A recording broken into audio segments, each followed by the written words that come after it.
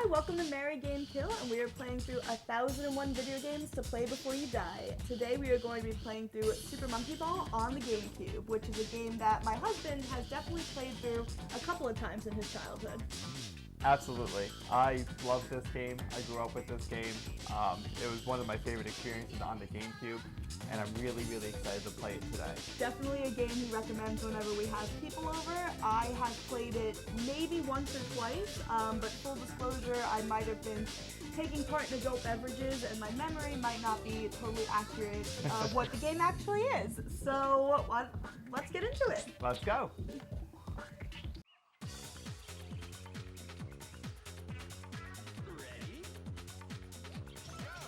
The following excerpt was written by Christian Donnellan, a frequent contributor to Edge and Eurogamer magazine. Super Monkey Ball, released in 2000 through Sega. Only Sega, a purveyor of everything shiny and silly, could come up with Super Monkey Ball, a riff on Marble Madness that puts you in charge of a monkey trapped inside a transparent ball and asks you to tilt and steer him towards the exit of each level as quickly and painlessly as you can. If PETA ever opens a digital branch, Super Monkey Ball will quickly join the likes of Manhunt as games to hide away when polite society comes to visit. Each of the game's elaborate courses hangs spookily in midair, and one wrong move is enough to send your precious monkey plummeting horribly into the abyss. Close your eyes and you can imagine the moment of impact. There are plenty of other distractions on offer too. Monkey Target is a ramped-up gliding simulator in which the ball opens up to reveal a pair of wings. You then have to drop your monkey onto the highest scoring target you can find, or more likely, it will take a long plunge into the sea. Cute and cruel in equal measures, Super Monkey Ball has something for everyone. A left field classic, it's another one of Sega's grade A triumphs. I found the book's description of the game to be accurate in terms of gameplay, but way off in terms of tone. The description makes the game sound somewhat dark, when in reality, it's an extremely silly and fun experience.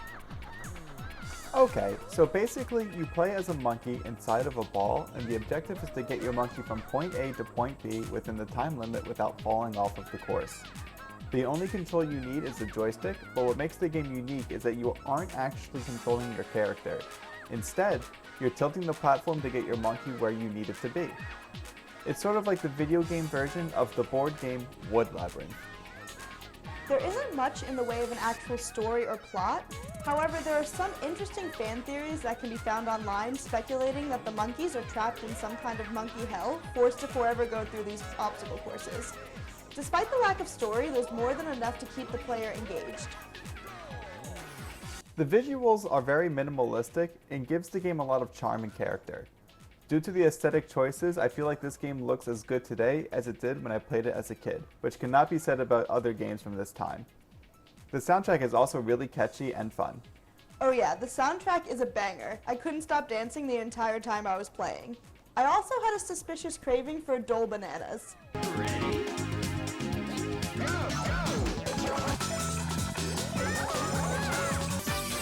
I think it's just all in your head. In terms of difficulty, it's a game that's very easy to play, however it becomes more and more challenging. The main mode has 3 difficulties: Beginner, Advanced, and Expert.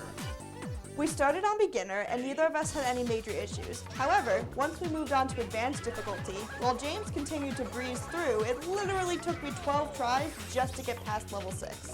Observe. I just tried to do the actual thing. You gotta listen to your heart. That's not how you do it. Oh! Oh! Yeah! No! No! No! Oh! Why? No! We've No! done this No! No! before. No! Get it. No! No! No! No!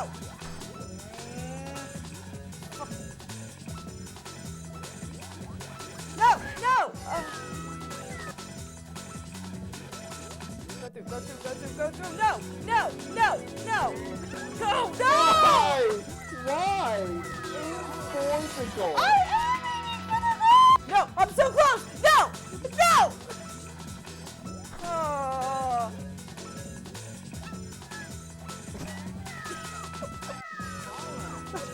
Is this monkey wrong with you? I can't do this anymore. I can't do this anymore. Go! No! Go! Go! Go! Go! Why are you laughing? This is so sad. Oh, no! No! Every time! You're not. You're just going in blind.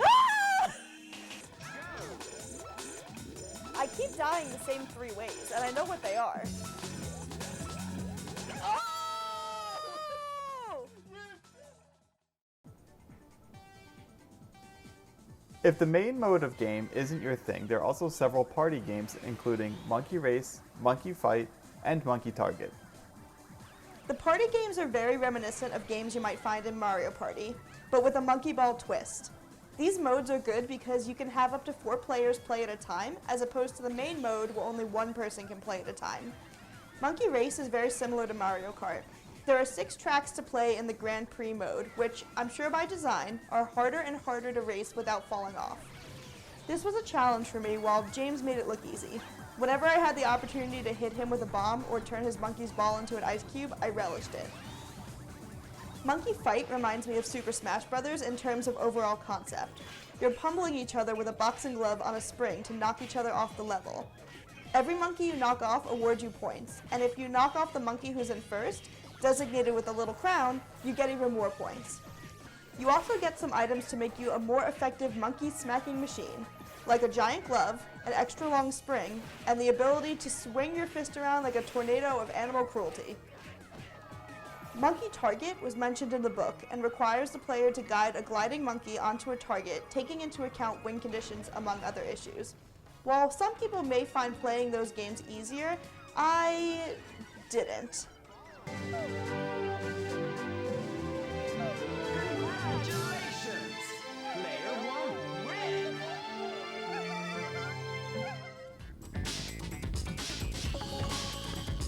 Finally, there are 3 mini-games including Monkey Billiards, Monkey Bowling, and Monkey Golf. These need to be unlocked by playing the main mode in single player. Monkey Billiards is the first minigame on the list, and it's definitely billiards. You're a monkey in a ball, playing billiards to smooth jazz, and the bar's covered in bananas. You could definitely skip this one unless if you suffer from insomnia. So boring. I couldn't wait to move on.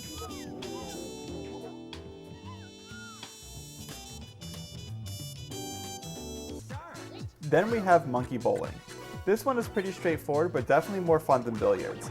You pick your position on the lane, then what direction you throw in, which moves absurdly fast, and how much power you want to throw, and then you have about 2 seconds to decide how much spin you want to add. The analog shoulder buttons on the Gamecube controller make adding the spin more fun than you think it would be. I know describing this doesn't sound like an exciting game, but somehow it's more fun than the sum of its parts. This one was way better than billiards, but again, I found it to be less engaging than any of the party games.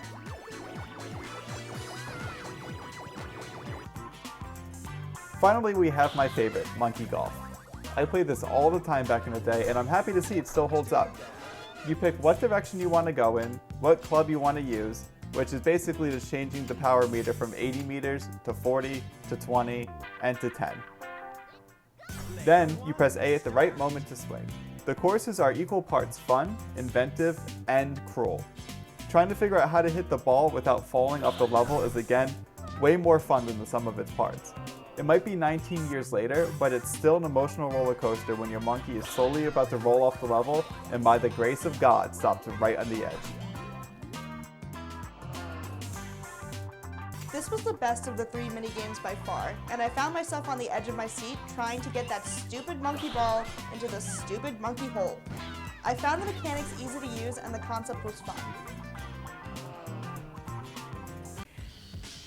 Alright, so how do you feel like the game held up now that you played through it again as an adult? I think it's great. I had a ton of fun playing it. I feel like it hasn't missed a beat since the last time I played it. and I still think it's a great game to play if you have a company coming over that don't necessarily play a lot of video games, because literally anyone can pick up the controller and have fun with it. Yeah, it was a really good party game, and I like that you don't need to have a huge time investment into it. The controls are not that difficult. You can learn very quickly, and in the party mode and stuff, you can have a couple of people play at the same time. But even in the main mode, even if you're going one at a time, the rounds are very quick, and so it's a really good game to play when you have people over. Would you say that this is a game you definitely need to play before you die? Has it earned its spot in the book? I think it definitely makes it in the cut for the top 1,001 games to play before you die. I'd say it's top 100. I might even put it in top 10. What? Top 10? I love Monkey Ball. Monkey Ball is top 10. Monkey Ball's top 10. Alright, I'm gonna fight you on that later. I would definitely say it's earned its spot in the book. I think on this journey of going through all of these games, I'm definitely not going to endorse as many as James will, because he is much more into gaming than I am, especially with the more retro games. But I think Monkey Ball is silly, it's fun, it's easy to play, and it's pretty unique. There's not a lot of games like it out there, so I would definitely say it's earned its spot in a game you must play before you die. Alright, thank you guys for tuning in. We'll see you next time. Thank you.